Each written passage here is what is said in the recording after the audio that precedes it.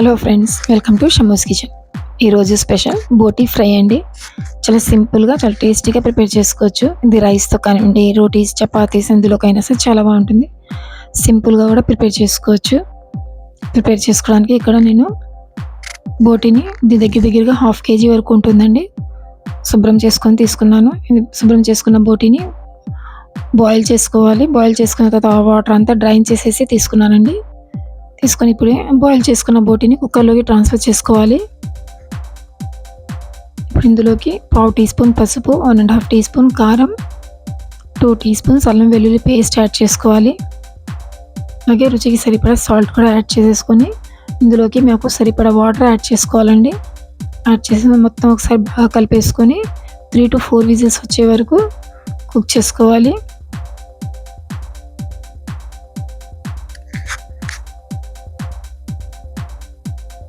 3 to 4 whistles వచ్చిన తర్వాత pressure అదంతా అది రిలీజ్ అయిన తర్వాత చూపిస్తున్నాను. ఒకసారి బోటీ మొత్తం ఒకసారి బాగా కలిపేసుకొని ఒకసారి చెక్ చేసుకుందామండి. ఇక్కడ బోటీ అయితే నాకైతే చక్కగా సాఫ్ట్ అయిపోయింది.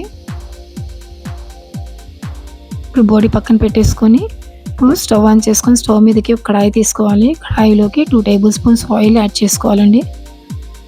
ఆయిల్ బాగా వేడి అయిన తర్వాత ఫ్లేమ్ని మీడియం ఫ్లేమ్లో పెట్టేసి మేము ఉడకబెట్టి పెట్టుకున్న బోటీని ఇందులోకి యాడ్ చేసుకోవాలి. ఇప్పుడు బాగా కలుపుతూ ఫ్రై చేసుకోవాలండి. ఫ్లేమ్ని మీడియం ఫ్లేమ్లో పెట్టేసి ఫ్రై చేసుకోవాలి. సాల్ట్ కూడా ఒకసారి చెక్ చేసుకొని అవసరం ఉంటే యాడ్ చేసుకోవాలి. సాల్ట్ యాడ్ చేసుకున్న తర్వాత బాగా కలిపేసుకుంటూ ఫ్రై చేసుకోవాలి. కలుపుతూ ఫ్రై చేసుకోవాలి. ఇవి అడుగు పెట్టకుండా మధ్య మధ్యలో కలుపుతూ ఉండాలండి. ఇప్పుడు ఇందులోకి 1/2 టీ స్పూన్ ధనియాల powder, 1/2 teaspoon garam masala, అలాగే 2 టీ స్పూన్ల కొబ్బరి తురుము యాడ్ చేసుకుంటున్నాను. ఎండు కొబ్బరి తురుముని యాడ్ చేసుకోవాలి.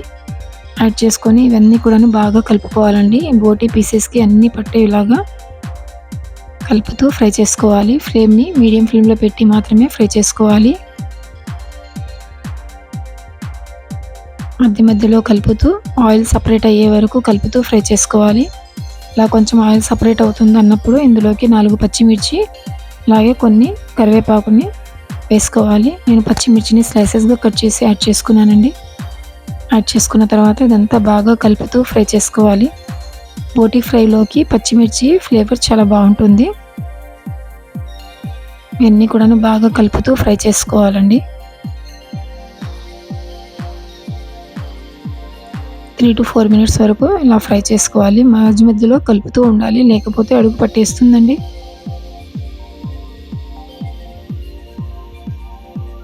అలాగా ఫ్రై చేసుకున్న తర్వాత ఇందులోకి 1/2 లెమన్ జ్యూస్ యాడ్ చేసుకోవాలి.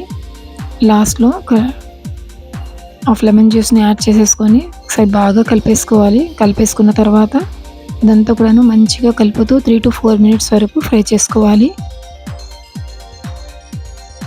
ముక్కల నుంచి ఆయిల్ సపరేట్ అయ్యే వరకు ఫ్రై చేసుకోవాలండి. ఫ్రై చేసుకున్న తర్వాత స్టవ్ ఆఫ్ చేసుకోవడమే. చూడండి, అది బోటీ ఫ్రై అయితే రెడీ అయిపోయింది.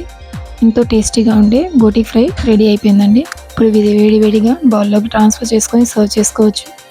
ఇది రైస్తో కానివ్వండి, రోటీస్తో అయినా సరే, చపాతీ ఎందులోకైనా సరే చాలా బాగుంటుంది. బోటీ అంటే ఇష్టం ఉన్నవాళ్ళు తప్పకుండా ట్రై చేయొచ్చండి. టేస్ట్ అయితే సూపర్గా ఉంటుంది. బౌల్లోకి ట్రాన్స్ఫర్ చేసుకొని సర్వ్ చేసుకోవచ్చండి. మీ అందరికి కనుక వీడియో నచ్చితే లైక్ చేయండి, షేర్ చేయండి, ఫ్యామిలీ అండ్ ఫ్రెండ్స్తో షేర్ చేసుకోండి. ట్రై చేసిన తర్వాత ఎలా వచ్చిందో కామెంట్ చేయండి.